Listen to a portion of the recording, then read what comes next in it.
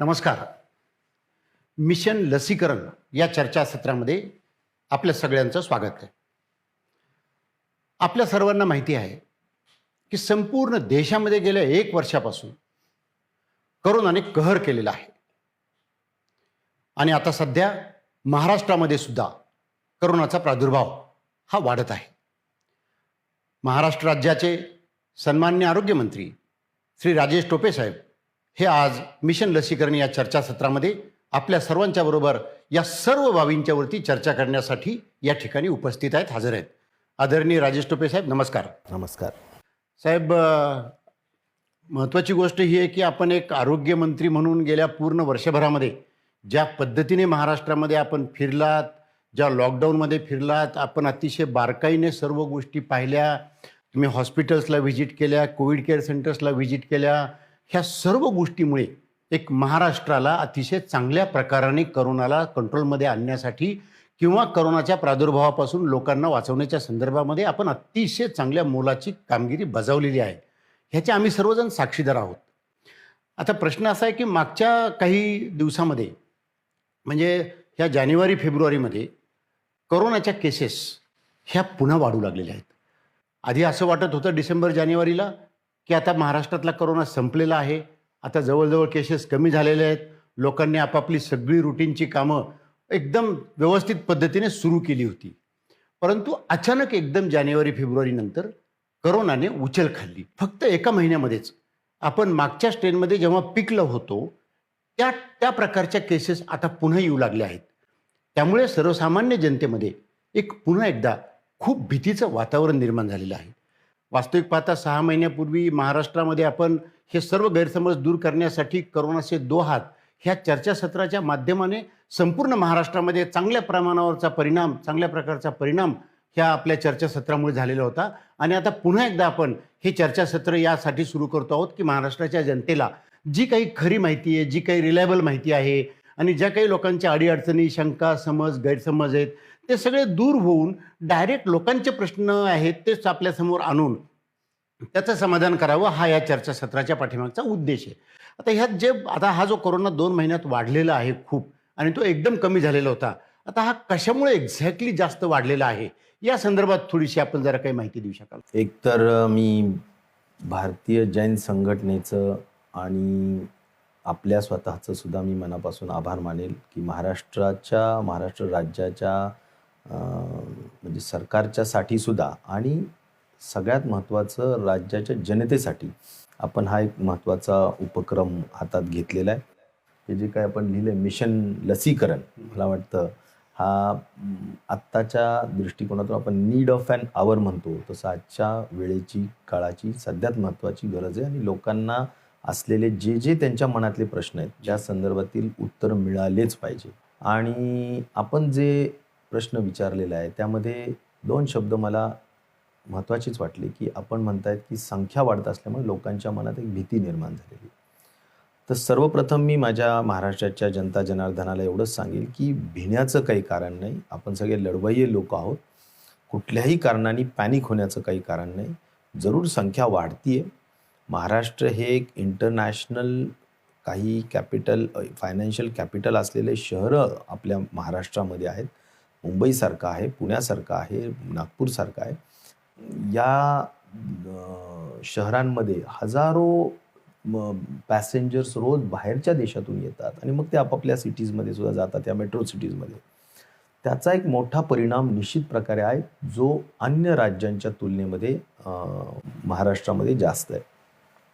आणि मी हे जबाबदारीने सांगेल की जर तुम्ही महाराष्ट्र हे ॲब्सल्यूट नंबरमध्ये जरूर जास्त असू शकेल, परंतु आता जर ग्रोथ रेट बघितला दर 10 लाखाच्या मध्ये किती पॉझिटिव्ह आहेत, तर आपल्या देशामध्ये महाराष्ट्र 7व्या नंबरला आहे. म्हणजे दिल्ली आहे वर, गोवा आहे वर, पुंडीचेरी वर आहे, केरळ आहे, चंदीगड आहे, लडाख आहे. ह्या काही शहरं आणि राज्य आहेत की जे वर आहेत दर मिलियनमध्ये. आता दुसरा महत्त्वाचा मुद्दा मला हे सांगायचं आहे की मागच्या आठवड्यातली जर ग्रोथ बघितली तर सिक्कीम मध्ये जवळजवळ 650% तिथे वाढ आहे मागच्या आठवड्यात त्यांच्या असलेल्या याच्यामध्ये. लडाखमध्ये 450% आहे.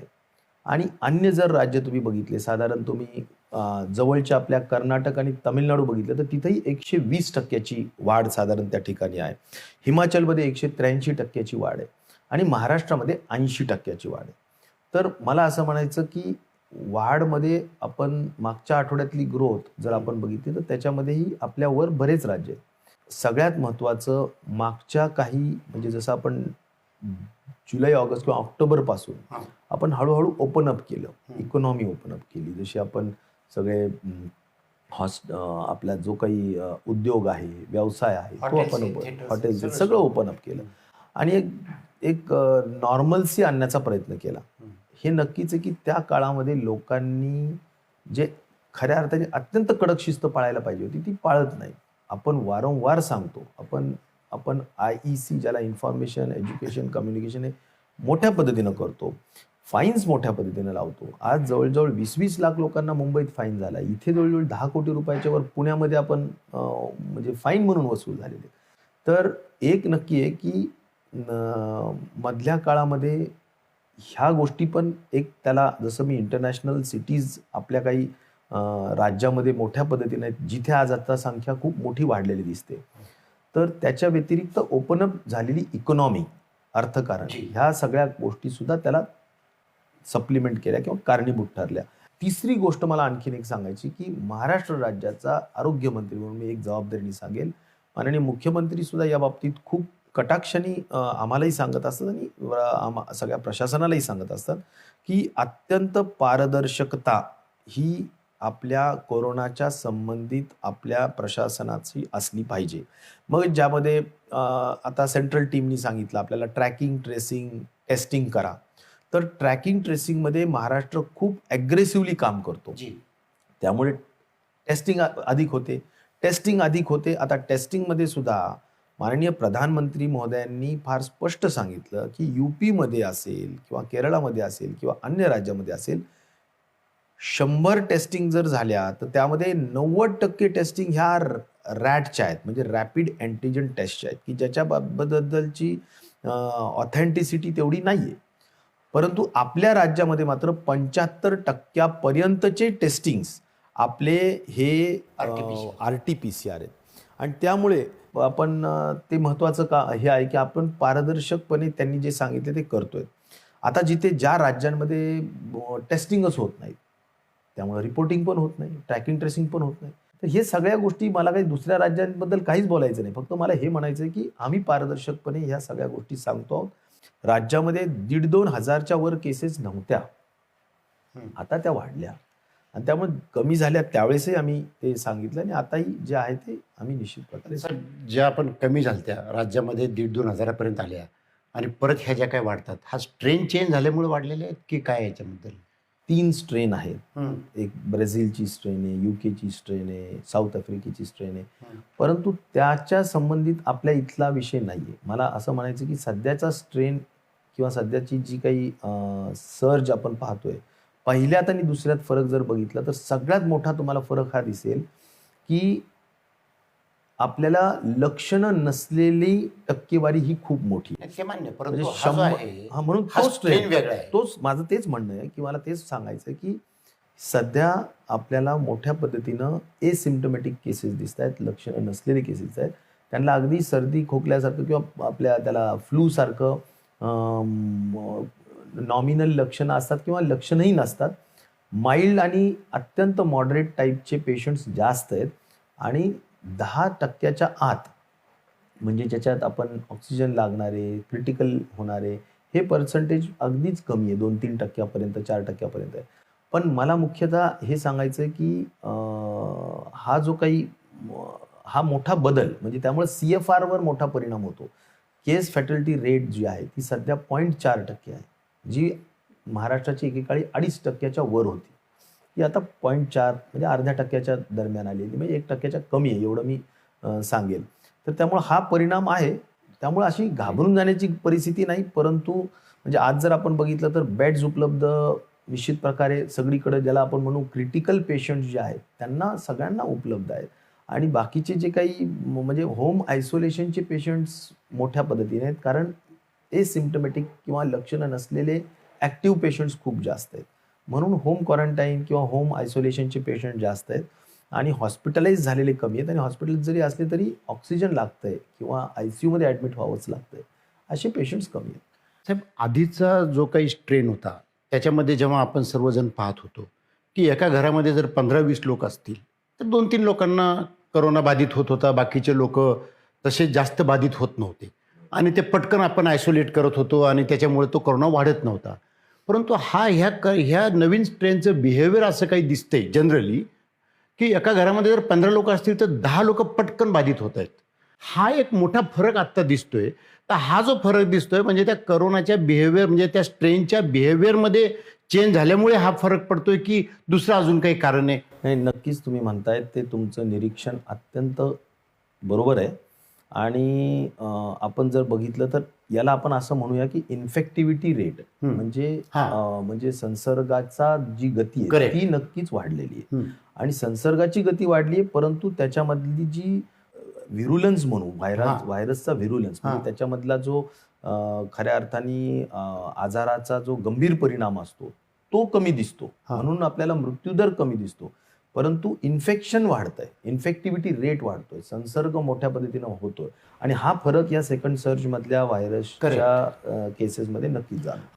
मग आता जसं हा केसेस वाढत आहेत तसं सर्वसामान्य म्हणजे आम्हाला किंवा असं वाटतं की जितक्या केसेस वाढतील तितके मृत्यू वाढतात की काय, अशा प्रकारची एक भीती लोकांच्या मनामध्ये आहे. तर पूर्वीच्या ह्याच्यामधला मृत्यूदर आणि आत्ताच्या ह्याच्यामधला मृत्यूदर ह्याच्यामधलं थोडंसं जरा काही आपण कॅल्क्युलेशन सांगू शकाल? एकदम बरोबर आहे की ह्या सध्याची परिस्थितीमध्ये मी जसं म्हणालो की लक्षणं अशी आहेत की एसिम्प्टमॅटिक म्हणजे अजिबात लक्षण नसलेले जे पेशंट्स आहेत ते 85% जी. आणि मग उर्वरित 15% लक्षणं आढळतील तुम्हाला की बाबा तुम्हाला खोकला, सर्दी, जे नेहमीचे लक्षण आहेत, ताप आहे वगैरे, अंगदुखी आहे वगैरे, ह्या सगळ्या लक्षणं आहेत. आणि मग किती लोक क्रिटिकल होत आहेत तर त्याची टक्केवारी फार कमी आणि त्याच्यामुळे CFR ज्याला म्हणू आपण तो फार कमी. आता अलीकडे जर तुम्ही ह्या दीड महिन्यातला जर CFR बघितला तर हा 1%च्याही कमी आहे, म्हणजे 0.5 वगैरे वगैरे CFR आहे, म्हणजे मृत्यू दर ज्याला म्हणू आपण.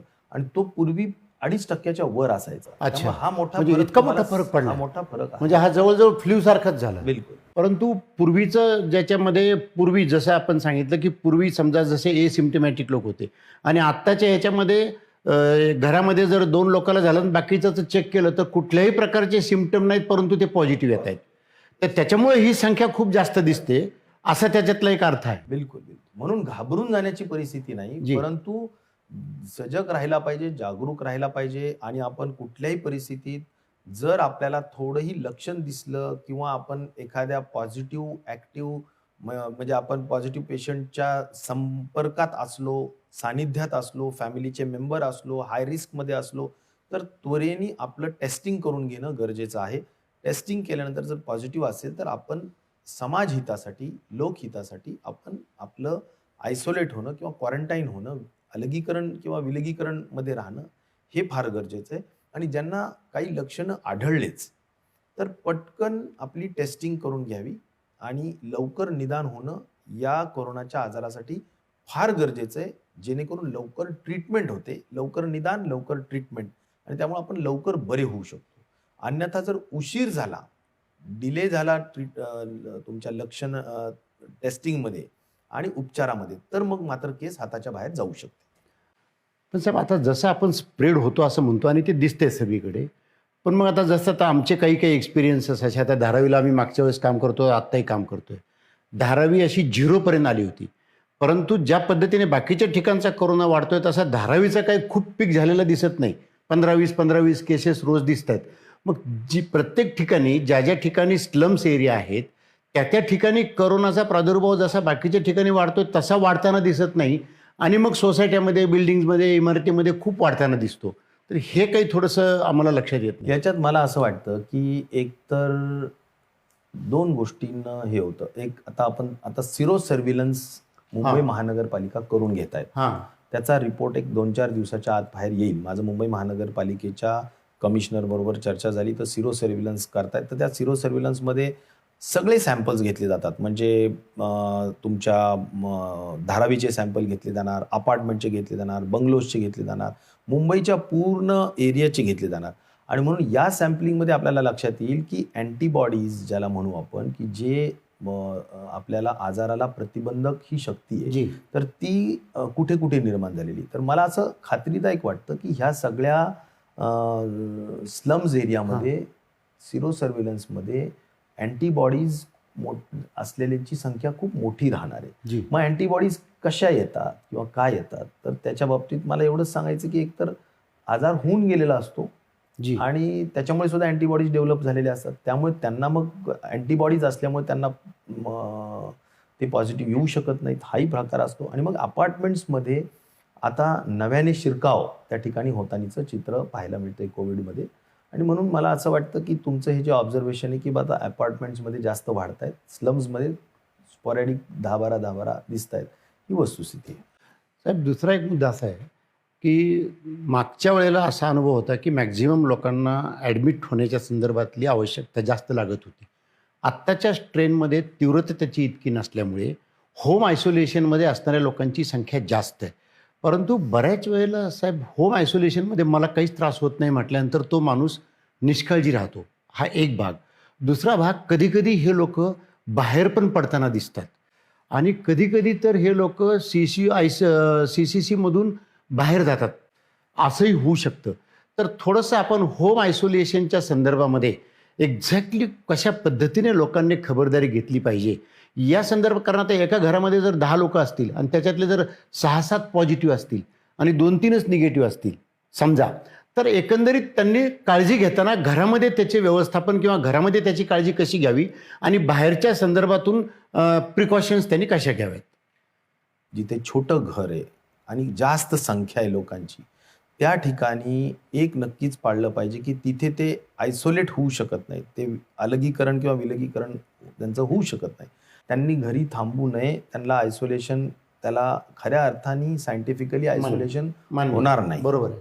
म्हणून त्यांनी गव्हर्नमेंटच्या आपल्या CCC मध्ये जाऊनच ॲडमिट व्हावं करेक्ट. आणि तिथे त्यांची लक्षणं नसले तरी सुद्धा तिथे जाऊन त्यांनी ट्रीटमेंट घ्यावी. ज्या ठिकाणी मोठी घरं आहेत किंवा ज्यांचे अपार्टमेंट्स मोठे आहेत, अपार्टमेंटमधल्या केसेस असतील, तर मला म्हणायचं की सगळ्यात महत्त्वाचं मी एक सांगेल की स्वयंशिस्त आणि त्याच्या बाबतीतलं रूल्स पालन करणं हा फार महत्त्वाचा आहे. घरात जो कोणी पॉझिटिव्ह आला असेल त्यांनी स्वतःला टोटल आयसोलेट केलं पाहिजे. त्याच्या रूममध्येच त्यांनी राहिलं पाहिजे आणि कुठल्याही कारणाने त्यांनी सहज पद्धतीनं आपल्या घरातल्या लोकांना सुद्धा इन्फेक्शन होणार नाही याची काळजीच घ्यावी. आणि खाली वगैरे जातात ते तर त्या सोसायटीचे जे ऑफिस बेअरर्स असतात, अध्यक्ष असेल सोसायटीचा, पदाधिकारी असतील, त्यांनी सुद्धा लक्षात घ्यावं की आपल्या अपार्टमेंटमध्ये, आपल्या बिल्डिंगमध्ये किती पॉझिटिव्ह आहेत, कोणत्या कोणत्या फ्लॅटमध्ये आहेत. मग सगळ्यांना त्याचा अलर्ट दिला पाहिजे की बाबा यांनी बाहेर कुठं फिरले तर त्वरेने सांगा आणि त्यांच्यावर शिस्तभंगाची कारवाई किंवा काय असेल ती केली पाहिजे. आणि CCC मधले लोक तुम्ही जे म्हणतायत की जे बाहेर फिरत असतील इकडे तिकडे, तर मग CCCच्या हॉस्पिटलचं ते जिम्मेदारी आहे, अथॉरिटीची जिम्मेदारी आहे की बाहेर अजिबात जाता कामाच नाही. साहेब, आता ह्याचं काही असं आहे का, आता हा जो नवीन स्ट्रेन आलेला आहे, एक जनरली ह्याचा कुठपर्यंत पीक जाऊ शकेल किंवा जिथे जास्त होत आहे तिथे नंतर कमी होऊ शकतात, अशा प्रकारचं काही माहिती आपण देऊ शकाल का? नाही, एक नक्कीच आहे की आता असं मला वाटतं की मागच्या पहिल्या जी काही पीक आला होता त्याच्या तुलनेमध्ये आता सध्या नक्कीच अधिक जास्त संख्या झालेली आहे. जी. आणि म्हणून मला असं वाटतं की आता हा जवळजवळ पीकच्याच संदर्भातला अच्छा. विषय आहे बऱ्यापैकी, की आता इथून पुढे आम्ही एक्सपेक्ट करू की एक थोडंफार पुढे मागे जाऊ शकेल, पण त्याच्यानंतर ते खालीच यायला पाहिजे. आपण आता जे गाईडलाईन्स इश्यू केलेले आहेत सध्या, जी. की ज्याच्यामध्ये शेवटी हे संसर्ग होतो कशामुळे, की सोशल डिस्टन्सिंग न मेंटेन. बरोबर आहे. बरोबर. गर्दीच्या ठिकाणी त्याचा अधिक परिणाम आपल्याला जाणवतो. बरोबर. म्हणून गर्दी टाळलीच पाहिजे. म्हणून सगळ्या गोष्टी, रेस्टॉरंट आपण 50% आणले, ऑफिसेस 50% आणले, त्याच्यानंतर मंगल कार्यालय किंवा ते सगळे धार्मिक स्थळं, राजकीय, सामाजिक सगळ्यांना बंदी आणली. म्हणजे आता सभा व्हायच्या नाहीत कुठंच. आणि धार्मिक स्थळांवर सुद्धा सोशल डिस्टन्सिंग मेंटेन झालंच पाहिजे हे बंधनकारक केलं. अशा बऱ्याच गोष्टी केलेल्या आहेत. मला असं वाटतं की या सगळ्यांचा परिणाम आणि हे जे काही आपण स्ट्रिक्ट मॉनिटरिंग, मास्क घातलंच पाहिजे, जी. तर या बाबतीत पोलीस कारवाई असेल, फाईन्स असतील, ह्या सगळ्यांचा परिणाम मला वाटतं की नक्कीच काही दिवसात ही संख्या आता खाली उतरायला पाहिजेच. आणि मला वाटतं की म्हणजे ह्या एप्रिल महिन्यामध्ये थोडीशी आता संख्या कमी कमी होऊ होईल लागेल. असे अंदाज करूया आपण. आता आपण जे रिस्ट्रिक्शन्स आणलेले आहेत ते रिस्ट्रिक्शन्स तर लोक पाळतात. कुठं नाईट कर्फ्यू असेल, कुठं स्थानिक पातळीवरती पण जे काही रिस्ट्रिक्शन्स आहेत, काही जनता कर्फ्यू काही लोकांनी सॅटर्डे संडे वगैरे ठेवलेले आहेत ते पालन करतायत. परंतु थोडीशी भीती लोकांच्या मनामध्ये आहे की ते कम्प्लीट लॉकडाऊन होऊ शकतो का? नाही, लॉकडाऊन हा अगदी अगदी शेवटचा पर्याय आहे, परंतु तो पर्याय आहेच. शेवटी जर आपल्याला ज्यावेळी हॉस्पिटल्सच्या बेड्स पुरत नाहीत, हॉस्पिटल्स पूर्ण फुल भरतायत, अशी परिस्थिती निर्माण होते, औषधांचा आपल्याला पुरवठा कमी पडतोय, डॉक्टरांची संख्या कमी पडते, अशा वेळेस ही जी अगदी वेगाने संसर्ग होत असलेली जी काही चेन आहे ती ब्रेक करणं आवश्यक आहे. आणि त्यामुळं शेवटी लोक एकमेकाच्या सानिध्यात आल्यानंतरच इन्फेक्ट होत आहेत. तर ते सानिध्यात येण्याचं प्रमाण थांबवणं म्हणजे लॉकडाऊन. तर ते लॉकडाऊन शेवटी जर हे जर लोक आपलं ऐकतच नसतील आणि एवढ्यांदा सांगून सुद्धा रिस्पॉन्ड शेवटी तेवढं पॉझिटिव्हली करत नसतील, तेवढी जी काही लोकांनी प्रतिसाद द्यायला पाहिजे की बाबा खरंच सोशल डिस्टन्सिंग मेंटेनन्स करायचं, मास्क शिवाय घराच्या बाहेर पडायचंच नाही, ह्या गोष्टी जर होत नसतील आणि स्प्रेड वाढला तर शेवटी राज्याची ती जबाबदारीच राहील की हातावर हात ठेवून बसून चालणार नाही. ही एवढी डोळ्याची संख्या 30-30 हजाराची बघून किती दिवस बघणार आपण शेवटी. आणि त्यामुळे जर याच्यातून जे व्हल्नरेबल पॉप्युलेशन आहे, म्हणजे जे 60+ लोक आहेत, जे कोमॉर्बिड लोक आहेत, ज्यांना हायली डायबिटीज आहे, जे ओबीज आहेत म्हणजे जाडजूड आहेत खूप, तर ह्या लोकांना जर कोरोना झाला तर त्यांना दगावण्याची शक्यता खूप जास्त असते. मग शेवटी अमेरिकेमध्ये, इटलीमध्ये काय झालं की जे असे व्हल्नरेबल पॉप्युलेशन आहे, संख्या वाढली आणि हॉस्पिटलला जागा नाही उपलब्ध झाली, ह्या हा व्हल्नरेबल ग्रुप वारला आणि त्याच्यामुळे त्यांचं पर्सेंटेज डेथचं 5%, 6%, 4-5%, 6%, 7%च्या वर गेलं. ते ह्याच कारणाने. म्हणून माझं म्हणणं आहे की शेवटी जर अशी परिस्थिती, जर ही संख्या वाढतच गेली तर आपल्याला पर्याय राहणार नाही. आता हे इतकं सगळं वाढतंय, शासकीय यंत्रणा इतकी काम करते, त्याच्यात जनरल पब्लिक असेल, स्वयंसेवी संस्था असतील, ह्याला एक जनआंदोलन करण्यासाठी की त्यांनी कुठल्या प्रकारची ती काही लोक कामं करू शकतात किंवा त्यांचा सहभाग आपण कसा घेऊ शकतो, या संदर्भात आपण काही थोडंसं सांगू शकतो? जनतेने स्वयंशिस्त पाळावी. त्यांनी राज्य शासनाने दिलेल्या ज्या गाईडलाईन्स आहेत, ज्या निर्देश आहेत, ज्या सूचना आहेत, त्याचं तंतोतंत पालन करावं, हा सगळ्यात महत्त्वाचा भाग. NGOजनी या सगळ्या गाईडलाईनचं लोकांमध्ये जाऊन प्रचार प्रसार करणं, लोकांकडून हे करवून घेणं, लोकांना जनजागृती करणं, मला वाटतं हा सगळ्यात महत्त्वाचा भाग आहे. साहेब नमस्कार. आपण खूप चांगल्या पद्धतीने करोनाचा हा जो दुसरा वाढत चाललेला स्ट्रेन आहे त्याच्यामुळे जी संख्या वाढत चाललेली आहे, ही संख्या वाढत जरी असली तरी त्याच्या पाठीमागे किती व्यवस्थित पद्धतीने आपण ह्या संख्येमधून मृत्यूदर कसा कमी होतोय आणि एसिम्प्टमॅटिक लोक कसे जास्त असतात आणि लोकांनी खबरदारी कशी घ्यावी, काळजी कशी घ्यावी, स्ट्रेनचे प्रकार कशा पद्धतीचे असतात आणि त्याचं बिहेवियरच्या संदर्भामध्ये आणि लोकांच्या संदर्भामध्ये, आणि पुन्हा लोकांच्या मनामध्ये जे काही इथून पुढे वाढत चाललेलं आहे, तर साधारणतः 1 महिन्याभरानंतर हळूहळू आता याच्यामध्ये कमतरता येईल. आपण पीकच्या जवळपास आहोत अशा प्रकारचं एक आधार आपण लोकांना दिलेला आहे. आणि इथून पुढच्या काळामध्ये आता करोनाचा थोडासा प्रादुर्भाव कमी झाल्यानंतर पुन्हा एकदा नवीन जोमाने आपली सगळी कामं सुरू होतील. अशा पद्धतीने आपण सेकंड स्ट्रेनच्या संदर्भामध्ये सर्वसामान्य जनतेला जी काही माहिती दिली आहे साहेब, ती खूप महत्त्वाची आहे. बऱ्याच लोकांचे काही गैरसमज जे ह्याच्यामधून होते ते आता या संदर्भातून निश्चितच दूर होतील आणि ह्याचा उपयोग जनतेला होईल. साहेब, आपण या ठिकाणी येऊन या चर्चासत्रामध्ये या नवीन करोनाचा प्रादुर्भाव ह्या विषयावरती आपण प्रकाश टाकला, याबद्दल मी आपला आभारी आहे. थँक्यू. नमस्कार.